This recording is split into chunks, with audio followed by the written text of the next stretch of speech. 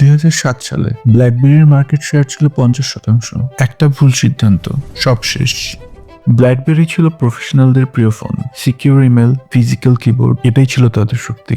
2007 সালে আইফোন এলো touch screen সহ। ব্ল্যাকবেরির সিইও মাইক ল্যাজারিডস বললেন, কিবোর্ড ছাড়া কেউ টাইপ করতে পারবে না, এটা পাগলামি। তারা বিশ্বাস করলো মানুষ সবসময় ফিজিক্যাল কি চাইবে। এটাই ছিল সবচেয়ে বড় ভুল। দ্বিতীয় ভুল, অ্যাপ ইকোসিস্টেম ইগনোর করা। আইফোন আর অ্যান্ড্রয়েডে লাখ লাখ অ্যাপ আসছিল, ব্ল্যাকবেরি ভাবলো ইমেল আর মেসেজিং যথেষ্ট। 2011 সালে ব্ল্যাকবেরি অ্যাপ ওয়ার্ল্ডে মাত্র 30,000 অ্যাপ ছিল, যখন আইফোনে ছিল 4.5 লাখ। 2013 সালে ব্ল্যাকবেরি লঞ্চ করলো BB10, অনেক দেরিতে, অনেক কম অ্যাপ নিয়ে। ততদিনে মানুষ আইফোন আর অ্যান্ড্রয়েডে অভ্যস্ত হয়ে গেছে।